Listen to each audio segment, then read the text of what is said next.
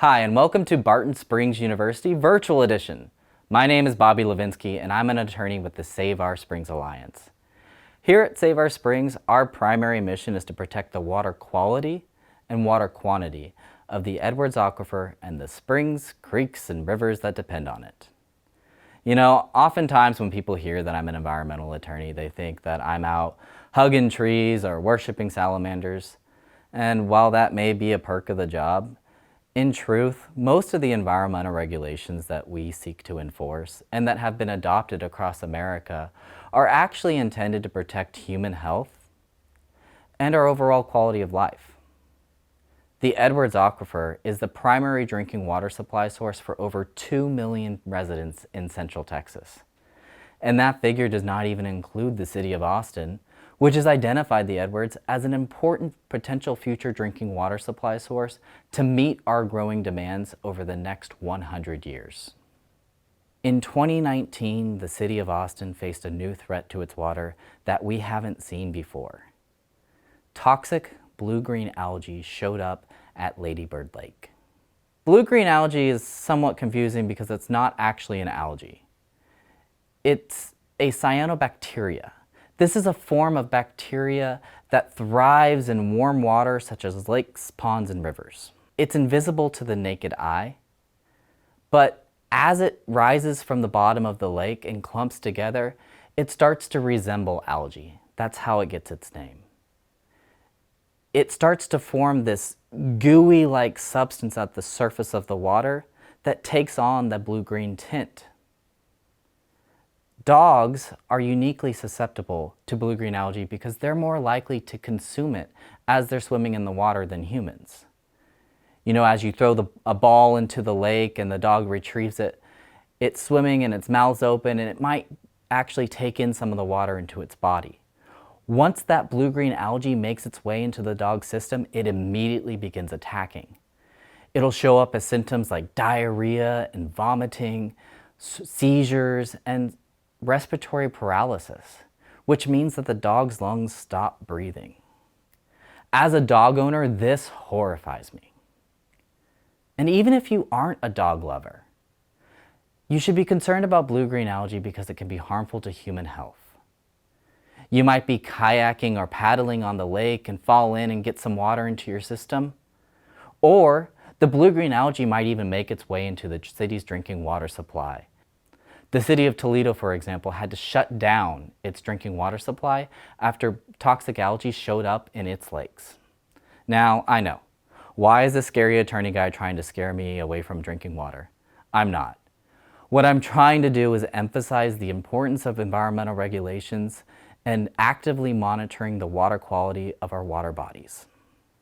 In the next video, I will be interviewing Dr. Brent Bellinger, an aquatic ecologist with the city of Austin. His job is to monitor the city's water bodies and make recommendations to city leaders on how best to protect water quality. I'm going to be asking Dr. Bellinger about his opinions on what might have caused the blue-green algae event, how the city is going to actively monitor it, what might be done to address it in the future, and how we as individuals might be able to protect ourselves from the harmful effects of blue-green algae.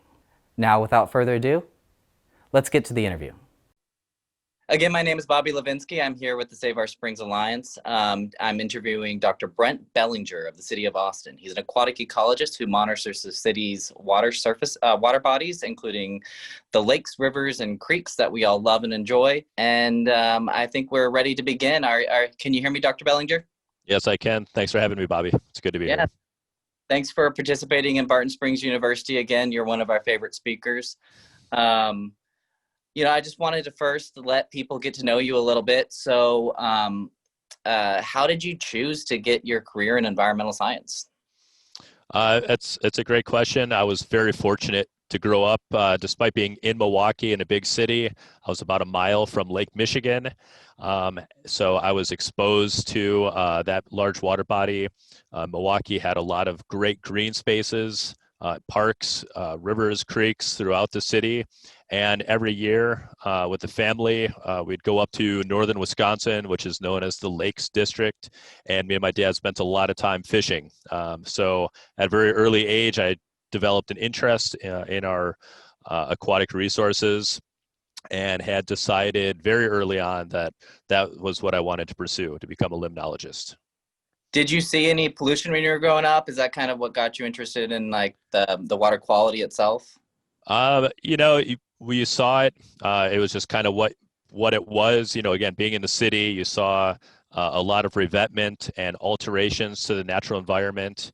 Even back then, there were preservation and restoration projects going on. Some of the groups in Milwaukee are very proactive in trying to restore ecological integrity. You know, those were kind of concepts or things that, you know, I can look back on in hindsight and recognize now. But at the time, it was just, you know, what kind of makes these water bodies really neat and cool? How do I produce and catch big bass or big walleye, big bluegill, stuff like that? And then it turns out it's a pretty complicated story of things that go into putting a nice slab on the table with a shore lunch. It's fair enough.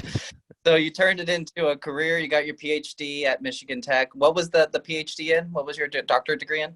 Uh, Basically, so in estuarine ecosystem, so it was a collaboration between Michigan Tech and the University of Essex. So I was very fortunate that I did a lot of lab work at Michigan Tech. Their long winters were perfect for being inside. And then in the summers, I would go over to Colchester in England, southeast coast of England, about a hour train ride outside of London, working at the University of Essex, which was perched along the Colne estuary. And this ecosystem is unique. It didn't have a lot of vegetation that grew. There was a large tidal flux, you know, daily, twice a day. And when the tide would go out, the exposed mudflats would turn this light brown color. And what that was were diatoms, basically little photosynthetic algae that live in glass cases. They would migrate up to the surface of the sediments so that they could photosynthesize, do their thing, and then when the tide would come back, they would go back down into the sediments. So this research project was interested in the polymers, the extracellular polymers that the diatoms produce to help in their motility, to form the cohesive mats at the sediment surface, and their role in stabilizing sediments and fueling the bacterial, you know, kind of food web and, you know, fluxes of carbon in and out of the system. So we're talking today about blue-green algae. As I kind of previewed before this video, in 2019, the city of Austin experienced some incidents of toxic blue-green algae that showed up in Lady Bird Lake. So could you help us understand first, what is toxic blue-green algae? Yeah, so cyanobacteria, blue-green algae, they get that name, you know, cyano is a derivative for blue-green. These are actually bacteria, so they're not a true algae, they're not a eukaryote, they're a prokaryote. So they're very ancient. They were the first photosynthetic organisms on the planet. So they are responsible really for what turned Earth into an oxygen-rich planet. Everything else kind of evolved after that. Of course, it killed a lot of things because oxygen, it turns out, is quite toxic. So cyanobacteria have actually been toxic and killing things for 3 billion years, for what that's worth. But so these are photosynthetic organisms that are found in every wet environment around the world. And, you know, they're just part of the ecosystem. Unfortunately, what can happen when environmental conditions are favorable for that group, when there's very warm temperatures, kind of stagnant conditions, and an excess of nutrients, what you get is this prolific growth, what's known as a bloom, that occurs. And frequently what happens when you reach a certain kind of bloom magnitude and size is the cyanobacteria start to produce toxins. There's a lot of different theories about why they make the toxins, if it's a overflow mechanism, if it's competitive, so that they're, you know, outcompeting other algae or other organisms that are trying to get these nutrients. So there's different facets and rationales for why they might produce the toxins.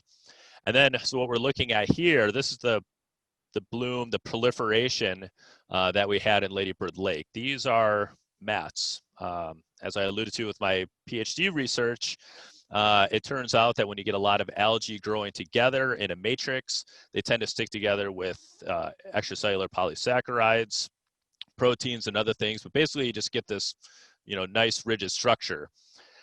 These organisms, the cyanobacteria, growing on the bottom of Lady Bird Lake in this mat, photosynthesizing, producing oxygen, which makes them buoyant. They float up to the surface, what you see in the picture. And then this is when you're more likely to get an interaction with animals or with people. The other type of bloom that can occur with cyanobacteria is a planktonic bloom. So these are, instead of the algae kind of working together in a matrix, the cells just kind of do their own thing, floating in the water column. So like in the picture behind you, if you imagine that whole thing turning a pea soup green, that would be a planktonic algae bloom. That's what you see like Toledo, what you see, in Lake Erie. Most lakes tend to experience the planktonic types of blooms. Okay, and so why did we get the first type rather than the platonic? That's a great question. We're researching that. In years past, during the last drought, we did observe elevated concentrations of planktonic cyanobacteria in Lake Austin and in Lady Bird Lake. We were fortunate that our measurements, Austin Water, monitoring the drinking water supply, we never measured any toxins associated with the planktonic blooms. So what caused last year's event, the benthic blooms, and for it to go toxic, two very kind of surprising situations. And we have some hypotheses that we've generated, related to, continuing climate change, with the introduction and proliferation of zebra mussels, the 2018 flood event that occurred in October, November, which brought a lot of sediments and fresh supply of organic matter into the ecosystem. So there's a lot of potential things that all kind of came together last year that the Highland Lakes may not have necessarily seen all together at the same time previously. So I guess it's still a possibility that we could see some sort of type of platonic bloom that does become toxic as well. So that's not something that's out of the question in Austin's future.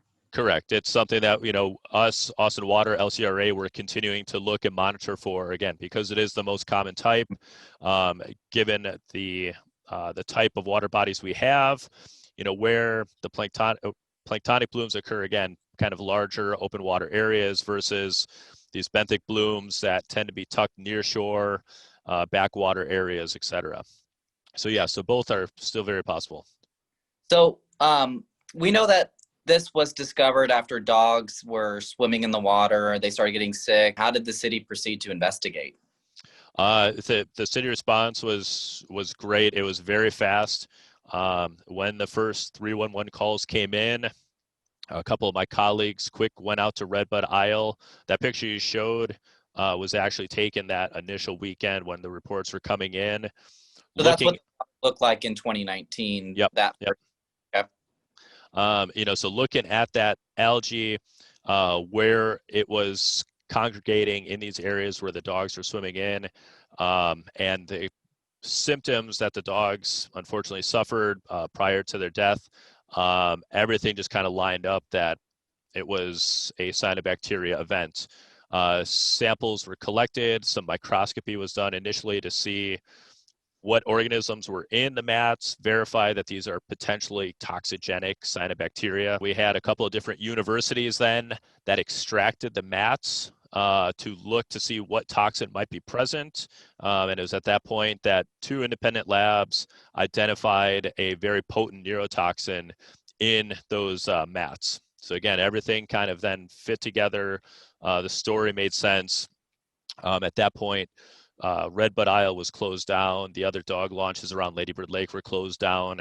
And we began a new monitoring kind of regime to kind of track when that proliferation would end for last year. So we know that dogs ended up dying after they ingested this neurotoxin. Is it a neurotoxin that dogs are uniquely susceptible to, or is why was it dogs that we saw the first symptoms in? Right. You know, they're the ones that are the most curious. You know, whether it's direct, you know, just lapping of the water and taking it up. If some of the algae, again, you saw it floating, if it gets in the fur of longer haired species, and then it just in the process of grooming, they get it. In the literature, livestock, dogs do seem to be very susceptible to this.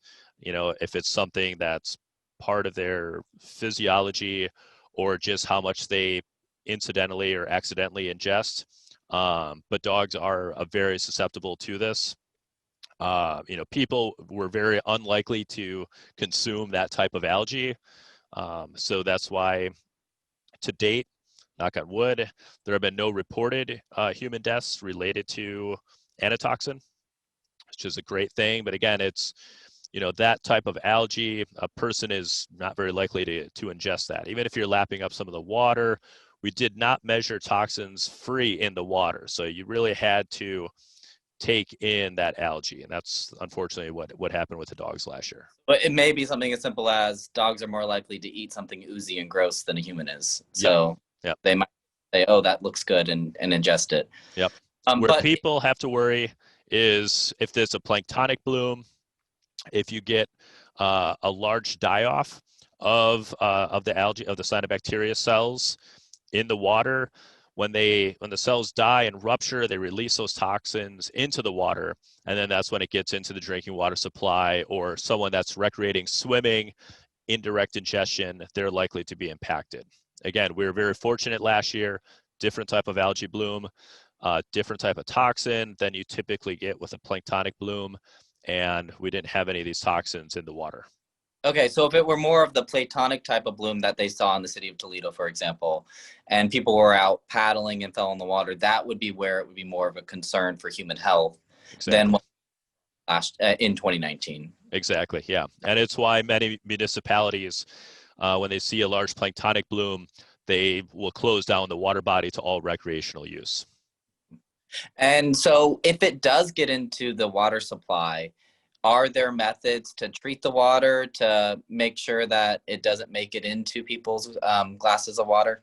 Yes. Austin Water has been actively working and researching this, looking at the most effective treatment methods for different types of toxins. They routinely monitor the raw water and the treated water to make sure that nothing is making it through the pipes. Okay. I'm going to share with you a map of where I know, based off of media reports, where it was discovered so far in Austin. So we know that it was on Red Bud Island, Auditorium Shores, and Festival Beach. Are you aware of any other locations that this has shown up in Austin? Um, at the mouth of Shoal Creek, we added that site. Wanted to look at there's some kind of unique um, hydrology that occurs right around the Lamar, between Lamar and First Street. And so there might be an interplay in how the algae are moving with wind and currents between the north and south shores. So the mats, you know, were toxic there. You know, these are just our routine monitoring sites. Again, the algae that's growing and proliferating around Redbud Isle that's floated up to the surface is then going to be mobile when there's wind, when there's releases through the dams. So that the algae is distributed really throughout the reservoir. You know, as it's getting flushed, it will likely disintegrate, break apart, become less of an issue. But it could, you know, obviously it moves shoreline to shoreline, can get tucked into backwater areas. So those are just our routine sites, but there's no reason to think that it's not in other spots. So, are you aware of any other locations and any other hill country rivers or any of our other lakes? Because I know that the Shoal Creek still connects to Lady Bird Lake. So, right now it's still just kind of isolated in Lady Bird Lake itself. Yeah, that's, you know, the reports. Everything seems to be that the toxic algae is isolated so far to Ladybird Lake. LCRA has established a reporting website. So if people suspect there's a cyanobacteria bloom occurring, they can report it to LCRA. They'll go out and then do some additional sampling. That's throughout the Highland Lakes, downriver. We keep an eye on what's growing and what the creeks look like. But for now, what we've tested and measured is just for Ladybird Lake. So I know that you've mentioned this before, but I wanted to kind of like maybe break it down a little bit more of what you think might be the root causes. One of the things that you mentioned was nutrient deposits that are in the lake. I saw in a previous presentation that you did that there was some flooding events that may have helped shift some of the soil from upstream downstream that may have been part of that. Can you kind of expand on that a little bit about what nutrients you're looking for and what the algae might be growing on? Yeah, I mean, really the two fuels for cyanobacteria are nitrogen and phosphorus.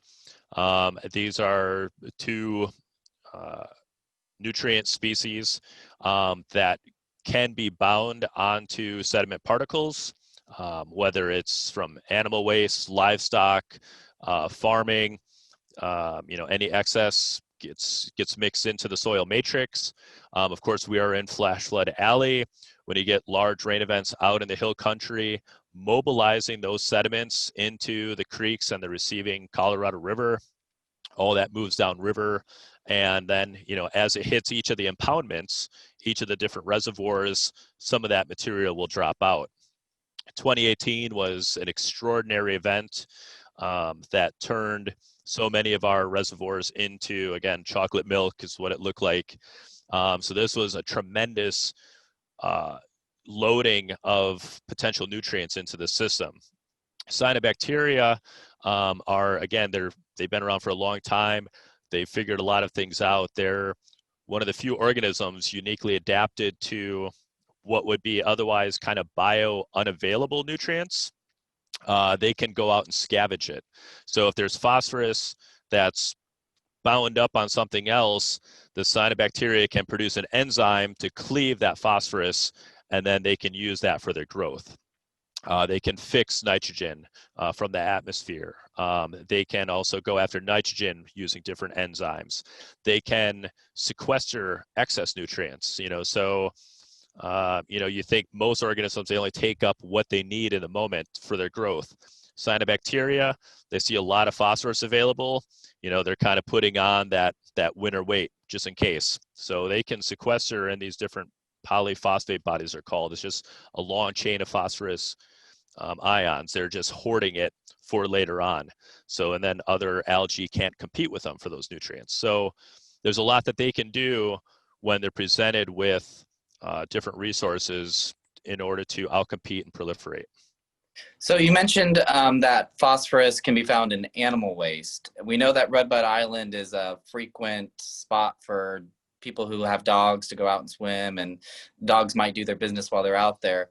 Have you considered that maybe dog poo might be partially responsible for the growth at Redbud Island? That obviously cannot be discounted. That is a significant source of nutrients. We recommend everybody scoop the poop, pick up after your pets. If you walk around any of the trails, obviously not every dog owner is a good steward of that message. But this, and this is something that, again, the dogs have been out at Redbud Isle for years without any recorded incidents. So what happened last year, was it just kind of that was, one of the nails in the coffin? But, would that be the primary driver? Probably not, but it's something that, we're obviously looking at still.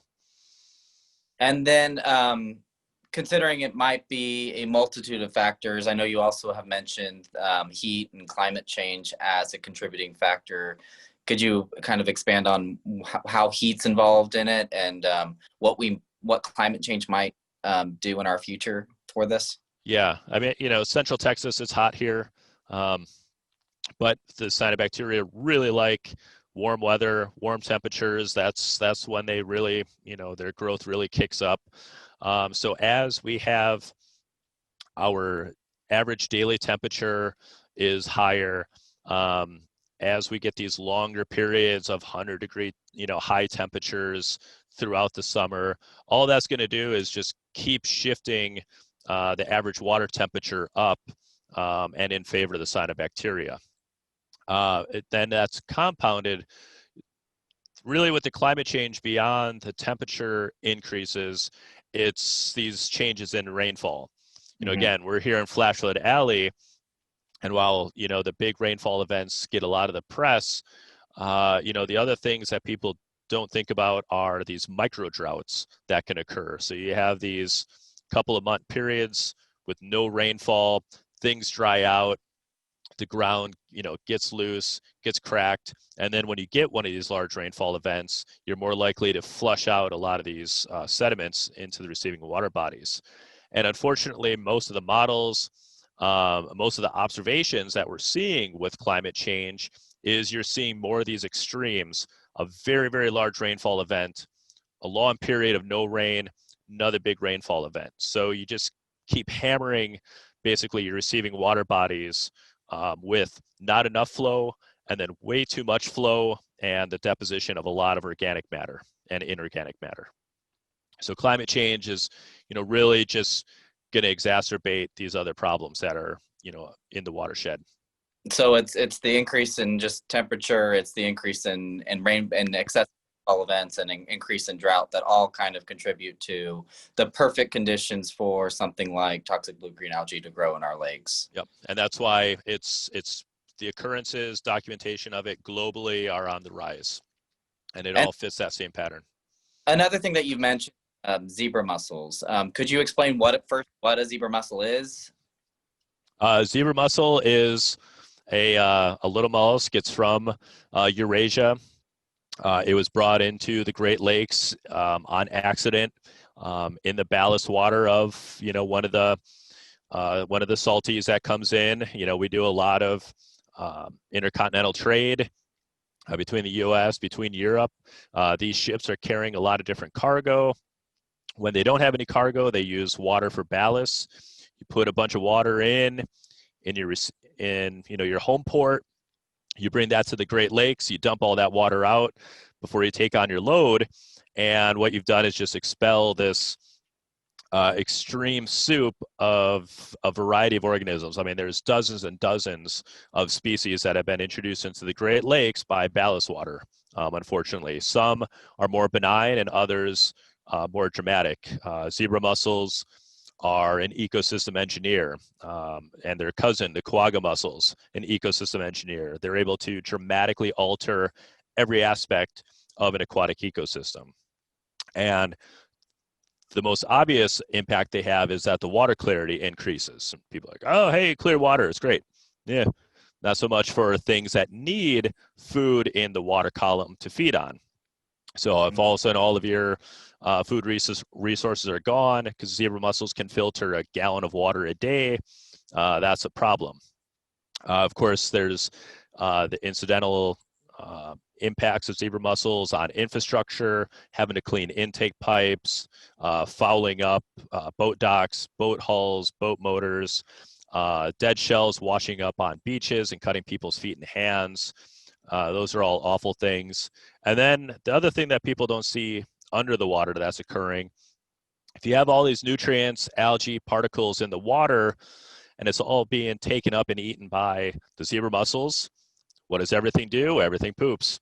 So what you get from a zebra mussel is this beautiful little fertilizer pellet that completely coats the bottom. You now have a lot more sunlight getting to the bottom because there's nothing in the water column, and you get prolific algae growth, plant growth, or other issues in the ecosystem. So they change all of those things, and those changes in those nutrient dynamics, again, green algae blooms, cyanobacteria blooms are being linked to zebra mussels invading a system. So you said that they were from the Great Lakes, or that's how they first got into our systems here. Yeah. Did you bring them with you when you came from Michigan? How did they to Lady Bird Lake?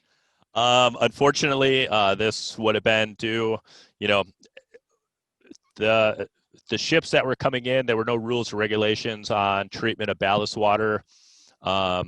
Since then, there are rules in place, but it still comes down to boater responsibility, being a good steward. And unfortunately, there's still just a lot of people that don't take the time to clean their boat hulls, to clean the lower unit of their motors, to empty out their bilges or their bladders. And so when they go from, vacation hopping, going to different water bodies, and then, kind of doing the same thing, you dump out or exchange the water in your bilge or exchange the water in your bladder, you're introducing this organism to a new place. So they move through Texas really fast, and this is going to be driven by just irresponsible boaters. So the best thing an individual might be able to do to help stop the spread of zebra mussels would be to just simply clean their boats when they get out of the water and before they go into the water. Yep, always clean it. Let everything dry out. If you can, use very hot water. Use a chemical treatment, an alcohol or something else, vinegar to clean out anything that might have had water. Let everything dry thoroughly before going to a new water body. And I guess one of the problems you were explaining with zebra mussels is that they're kind of like terraformers. They come in and create their own environment, change the environment. And that's what's possibly leading to some of the conditions that are ripe for the toxic blue-green algae, the cyanobacteria, to grow and then ultimately kill our dogs. Unfortunately, yes. Okay. Well, this has been incredibly helpful. Do you think that there's anything else that you would want to share with folks about either the concerns about the toxic blue-green algae, or what they might be able to do to help monitor the situation moving forward? Some of the things that people can do, we talked about cleaning up pet waste. Obviously, that's really important at the parks. It's just as important to clean up after your dogs if you're downtown, if you're in any of the parks or green spaces. Lady Bird Lake is at the bottom of all these drainage basins. So anything that's going on in your neighborhood, whether it's fertilizing your lawns, mowing to the edge of a pond on a golf course, not having buffer strips, all these things just contribute excess nutrients into the water bodies that makes it down here. If you live, upriver, if you're in the watershed to Lady Bird Lake, it doesn't matter where you are in the Highland Lakes, plant native vegetation, keep buffer strips, do what you can to keep as much sediment on site as possible. Because again, big rains, everything flushes down, this is where it ends up, and all these things are fuel. Once you get these problems, they kind of become these self-sustaining positive feedback loop issues. Legacy phosphorus is one of the most difficult things to deal with in an aquatic system. When it's in the sediments, it just constantly gets remobilized, grows in an algae or plant. As that thing dies, resettles down. So you just have this constant reuse of these nutrients, and it takes decades and decades before you can bury those excess nutrients or flush them out of a system. So you don't want them there in the first place. For monitoring, obviously be diligent. If you're in, around any pond, any water body, look for, keep an eye out for algae that looks gross. If it's dark black, if it's bluish, if it's a dark green, probably a bad algae. If the water looks like pea soup or someone spilled green paint, that's a problem. Keep your animals away from it. Keep your kids away from it. Kids and dogs, I think they kind of have the same proclivities for just putting everything in their mouth. Not a good thing. And, we'll keep working towards this, trying to identify what we can do and taking those steps.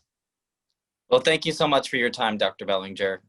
We really appreciate you at Barton Springs University, and we hope to have you back. Thank you very much. Anytime. Thank you. Many thanks to Dr. Bellinger for participating in that interview today. To help us complete this lesson, let's just do a quick recap about what we learned about blue-green algae. First, we learned that blue-green algae is not really an algae at all. It's actually a cyanobacteria. It gets its name because it resembles algae as it rises to the water surface. Blue-green algae is toxic to humans as well as dogs and other animals. It grows in warm, stagnant water, often what we find in Austin in the midsummer months. It feeds on nutrients like phosphorus and nitrogen that are present in the water.